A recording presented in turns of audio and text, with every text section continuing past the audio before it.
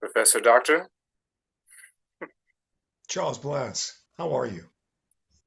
doing Good to see blessed you. Good to see you. Good to face see to you. face. I Space. have a lot of feeling for what we're about to get into, and I'm going to try to reduce my own word output because it's not about me and my words, that's for sure. It is about words. It's also about Sun Ra's words. It's certainly about a lot of people's lot of words. Agreed. And it's about the alter destiny. It's about the Cosmo mystery. It's um, it's about bushmeat and Lovolution, getting down on the eve of actually what's really the eve is tomorrow, according to a certain calendar that is sort of inspired and derived from the Mayan ancient Mayan calendar. A variation on that called the wave spell puts the kin number 104, yellow cosmic seed. Tomorrow is the galactic kin number of Sun Ra. So we have a kind of a double arrival situation going on with regard to the Gregorian calendar, May 22nd. And actually, I just discovered this relatively recently, and I'm tuning in and seeing what all this means. But yeah, Sun Ra arrived in the year of the yellow crystal seed, spectral moon 21. I'm just throwing this out because I'm looking at this thing here. And kin 104, yellow cosmic seed, that lines up tomorrow. So in other words, today is 103. And so we're really up on that, as well as the day that a lot of people know, that more people need to know about. May 22nd, May 22nd. So go over to you, man. 1914. I'm babbling because I'm excited. I got a lot of prompts to offer up, and I just want to hear from you. And what do you feel at this point? Well, I'm still startled that Sun Ra can still be so startling. And I'm reminded that James Jack Jackson told me that Sun Ra had told him that Sun Ra was about 30 minutes in front of the people. And we know that Sun Ra left the planet about 30 years ago, probably because he had done all that he could do, needed to do, or was supposed to do in his earthly visitation. So now here we are 3 decades later, a full Saturn's return, and Sun Ra still startles me. Sun Ra still, um, simply at the level of his musical output, reminds me that he was doing something really quite remarkable. If you can imagine an artist, a visual artist that could, in one lifespan, in one head, in one heart, span the aesthetics of someone like Jackson Pollock and Norman Rockwell. There is something about Sun Ra that is paradoxically broad in the kinds of musical ideas, musical directions, musical feelings that he could bring together on one bandstand through one ensemble. So I'm still startled. I'm still listening to the Paris recordings and what Sun Ra was doing with electronic music before we really had a fully formed idea of what that was. I'm still startled. I find it quite remarkable that Sun Ra was who he was and did it the way he did it. You have been preaching. I hope that's an appropriate term, the gospel in a sense of Sun Ra. I didn't put it that way exactly before, and I don't want to put that on you, but that's one way to take it and receive it. And you, for those that don't know, have written and put out a wonderful book, a very special book, heart-filled work that maybe you can just very briefly reference, and then how has your thinking, your feeling evolved in regard to the concept of the execution of Sun Ra and this sort of playful confusion around the volumes and whatnot, but also, of course, the alter destiny and what's that all really about and what does it need to be about right now? Right. Playful confusion, and we'll get back to that. I like that, Charles. I like that. I wrote a book to celebrate, to commemorate the centenary of Sun Ra's birth. So it came out in 2014. And the idea Hang was on, that, I'm sorry, but yeah. you actually used the word birth. I'm just curious if that's Oh when yeah, just to flag it, to flag that's it. no, that's good, because that's not consistent with Sun Ra. Sun Ra said he didn't have birth in his law book. He didn't abide by that. So It yeah, wasn't his story, if you will. if you will, his earthly origins appear to have been May 14th, 1914, and on the 100th anniversary of that date, whatever significance that date may or may not have, we did a book that really was about trying to respond critically to the idea of Sun Ra and to take a step aside from the biographical and ethnographical work that I think John Schwed still has done better than anyone else, and to look at, well, what was this guy's idea really about as an agent of a particular kind of change offered at a particular point in what I think we have both referred to as his story in a very deliberate way. I labeled it Volume 2 because Sun Ra has this whole idea about the number 2 and how people are constantly fighting to be number 1, and number 2 is where it's at.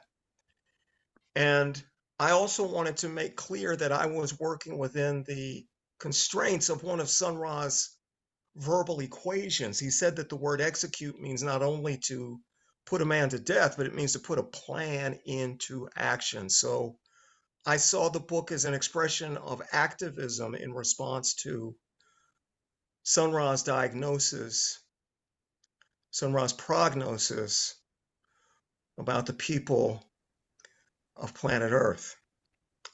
Is this a planet of life or death? And as it was in the beginning, that is still our choice. And Sun Ra, in a strangest sort of way, even in his absence, is present to be something of a doula, something of a midwife, shepherding us should we choose to accept the challenge, shepherding us into what he called altered destiny, which is really the only zone temporally where we can actually survive and not just continue to thrash around as the victims slash perpetrators of the frauds of capitalism and materialism. So it has led to some playful confusion that folks are constantly asking me, well, where's volume 1? And Okay. and I've got another book coming out. It's called Ghost Dancing with Kepra. And I hope that people will get excited about that book, because it again is an attempt to build something, to respond. See, I think Sun Ra was a catalyst who wanted to have effect. He wanted to have consequence beyond simply entertaining us with music. His intervention was aimed towards our development as a planet, as a planetary system of life.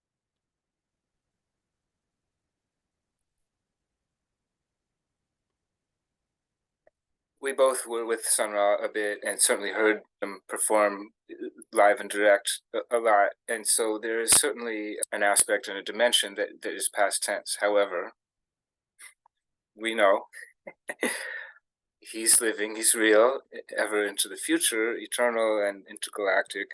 So I want to acknowledge that in itself as well. The solar ship, the orchestra, is cruising the spaceways like with the transmolecular juice. And Marshall Allen,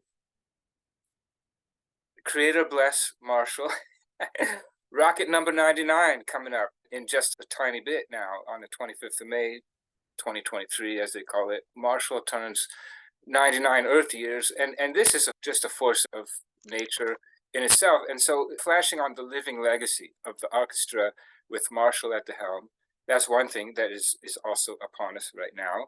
In fact, some people who are hearing this will be in New York City and hearing the Sun Ra Orchestra under the direction of Marshall Allen this very night in Brooklyn, New York on May 22nd, 2023. So that's a harmonic convergence with this 4-hour marathon on WKCR. There's just too much information to get in here, but just to offer a bit of what's really going on in the bigger picture. This is a living legacy that is making its way to the future as we speak. And there's also just that other thing before I be quiet is the word, the relation of words, of people's words to destiny and fate and alter destiny, and how Sun Ra on and on and on described this from all kinds of angles. And then there's this kind of juncture where the word goes one way and the sound goes another. This is what I was just feeling a little bit from what you were sharing is about the sound. And then I want to just bring in the sound mirror and the startling qualities that are surprising, they're unexpected, they're spontaneous serendipity. And so, how's that all weave and relate? I have many responses, Charles, many responses. One thing in terms of the music, I think there's a tendency, and I've heard this in people who are writing about Sun Ra or presenting his recorded music in a radiophonic setting, online playlists. Which each of us have done a lot, by the way. Each of us have done a lot. Yes, indeed. Let's make sure we're pointing the finger inward as well. I think we make a mistake in thinking that we can, because Sun Ra, like I said, we started out our conversation talking about how much how much sky Sun Ra's sound could cover and encompass, how many different stylistic approaches and how many different eras of Black music and music in general, he could cover. Can we just mention about the soil, like the ground, and it has is soil, right? And then it's living, and then there's just quickly. This is I was out of context earlier today, pointing out that it's a false dichotomy between earth and sky, or the ground. The trees in the forest, or the tree, what's above ground and what's below ground. It's a totally false dichotomy. Now that a lot of it's invisible. What actually brings it all together? But back to you. They're right. All of these things that we call objects are really interpenetrating forms. I want to make the point that as curators, we must be careful not to delude ourselves into thinking that we're doing Sun Ra favors by gentrifying him after the fact, making his wild, ambitious amalgam of styles, approaches, energies, feelings.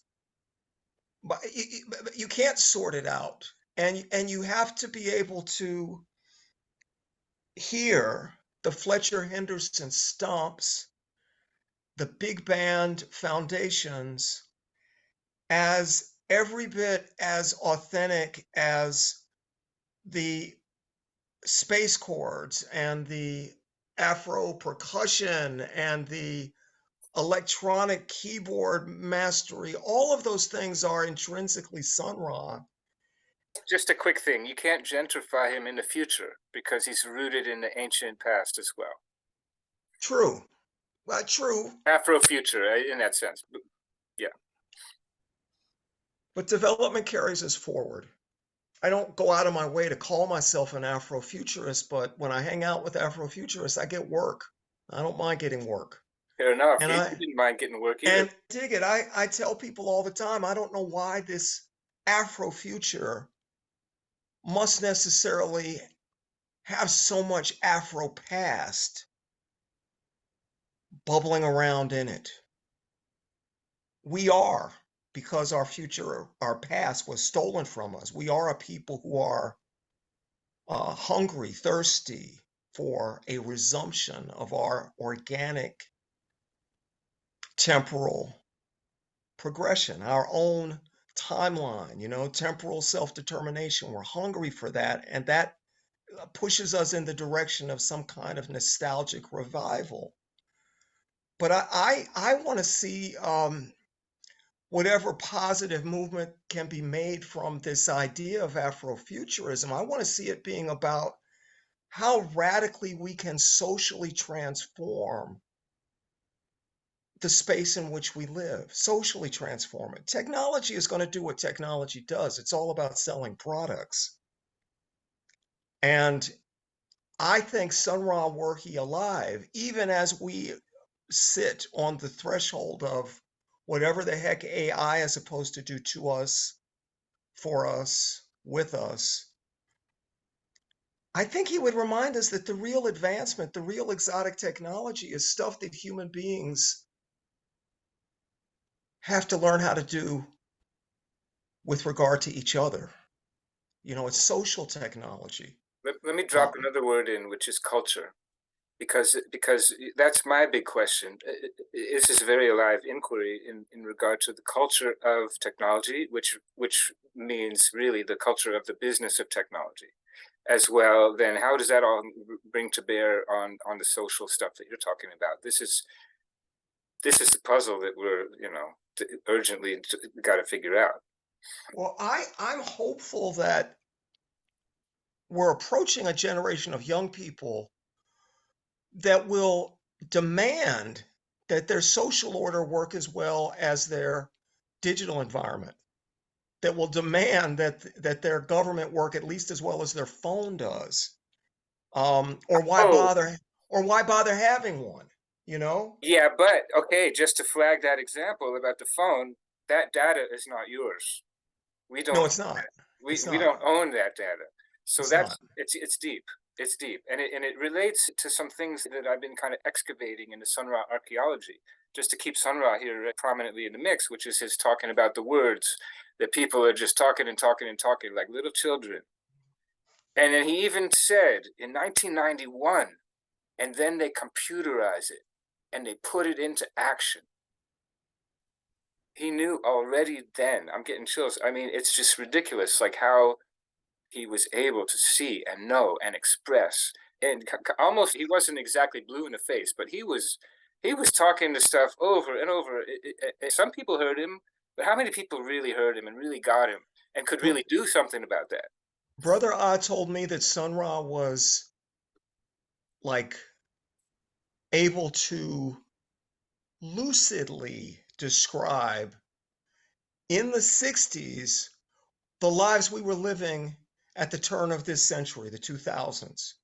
That he saw all of those things. He saw all of it.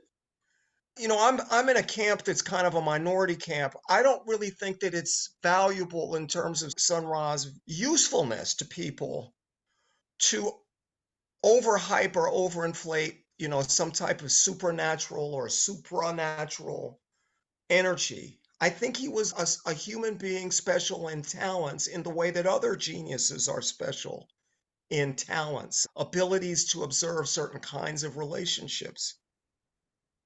And I think Sun Ra just had an insight into how human options could play out over time, that he was looking at our lives on a time scale that few of us feel confident even in considering. And so he was able to look around corners and over the hills and, you know, really across time, and in some ways jumped out ahead of us so that he could be there when we got there, so that he could be in the future when we finally got to the future, so that he could say, this isn't really the future. This is the wrapper that you have to peel away so that you can get to the future, which is a psycho-spiritual treasure. It's not something you can put in your pocketbook or in your back pocket or, you know, plug into the wall. It's a psycho-spiritual treasure. I mean, Sun Ra made music that was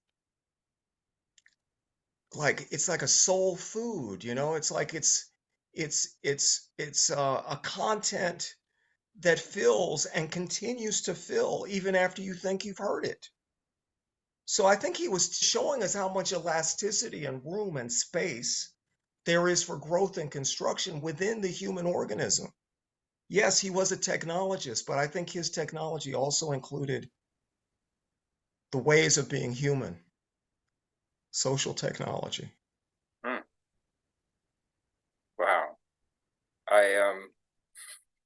just absorbing all of that. And one thing that kind of came up as a bit reactionary, and I never thought I might take to the stage and debate you in regard to, the mythology versus the truth of Sun Ra, as a so-called dot dot dot whatever label you want to try to, lick your decal and stick on them. Maybe I'm not going to go there, but I just kind of flash a little light for the moment to say there's talk about impossibility, which Sun Ra like to talk about. It's impossible, perhaps, to draw the line between us supposed humans and the other, the alien, the angel, the archangel. Where do you really draw the lines between these things, And okay, maybe you got some answers. We don't have a whole lot of time to get into all that on this one, but we could do. But I'm just laying out what I took in and what I was considering in regard to back on the being born versus arriving and all of that. Basically, puncturing a hole in the balloon of the mythology of Sun Ra, and not only his, or not. That's another way to put it. You know as well as I know that for years, the idea of Sun Ra being born someplace at some time was just, why even go there? It was just, you weren't going to get anywhere. Don't ask. Don't, where's he from? Don't ask. Someplace out there, someplace. Don't ask. Don't ask. But it just sucked that that picture went around on the internet of the grave site, with the stone, and it's just an image, right? We talked about images, but there you go. Exhume the grave. I don't know who's in there. See, now we're getting. It's not me. I'm not going to do that. I don't want to go there. I don't want to go there. This is what I want to say. Look, I'm a black man, and I know that this world was subdued, conquered, and enslaved in the name not of white people, but in the name of Christ. If Sun Ra is some kind of supreme liberator, then I think he's also like an antichrist. And I think I think that like what we have to do with Sun Ra is it's anti-religious. It's not, he didn't want to be, I don't think, the cult figure. That's why he made himself so weird and a little bit odd, too odd to, want to rap. People will throw their fandom and their celebrity around anything and anyone. But I don't think I think that's why he played it the way he did. I think that's why he played it over the top. He didn't really want to be the center of an idea that was really about helping us. Now, he did see himself. The scene in Space is the Place where he's in the youth center. And, the walls are covered with all of the political prisoners, Angela, George Jackson, Robert Williams of the time. Sun Ra saw himself as a great black leader in the same vein as Malcolm X, Martin Luther King, or actually two or three of those combined. And I really do believe that there is in his idea of altered destiny, of you got to change everything at once. You can't change it piecemeal. It's not one problem here and one problem there. It's not an ecological problem that is different from a social justice problem. It's a cohesive problem that has to do with how we view ourselves in relationship to the world. And we got to get it together. And we have precious little time. That over-the-top low profile. He talked about the low profile. So it's just a funny combination, isn't it? He could say in one paragraph, he could say, I'm not here to be a leader. And he could say in the very next paragraph, because I've heard it, he could say, and the problem with black people is they won't follow me. So, Sun Ra he knew what he was doing.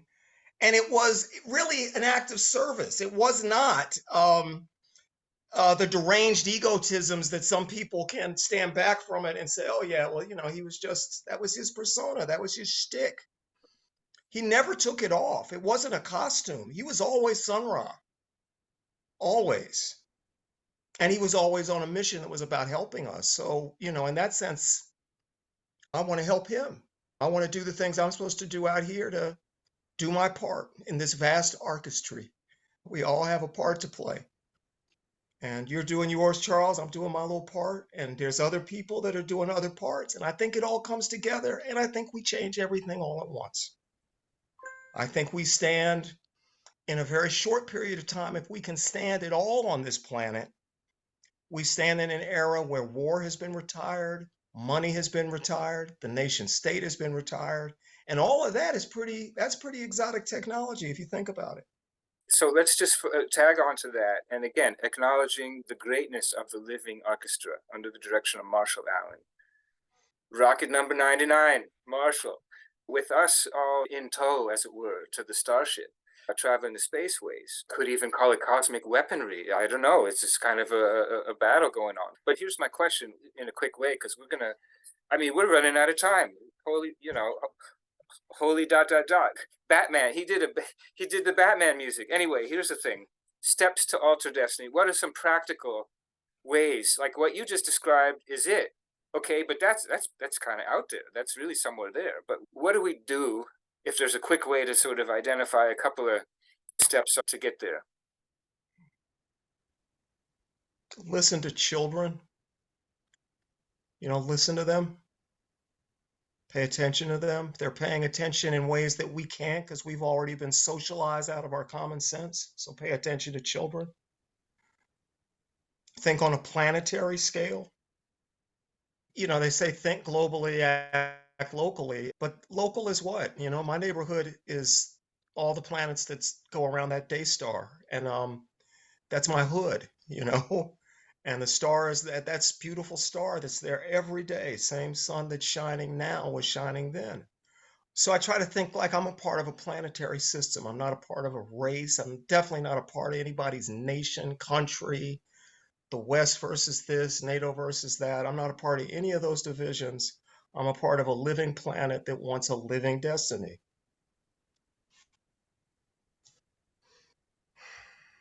Beautiful. So simple. Simple, man. Spontaneous simplicity, right? Mhm. Yes. All right. Professor Dr. Bushmeat Thomas Stanley. Thanks for talking to me, Charles. Yes, space is the place. I mean, anything to add? We don't have to sort of chop off. We have. Man, go listen to music. Go listen to music. Curate your own stuff. There's people putting up these digitally reconstructed and refurbished tapes of concerts from the 70s and the 80s. And you'll hear one of the greatest bands in the history of all music making doing it over and over and over and over and over again.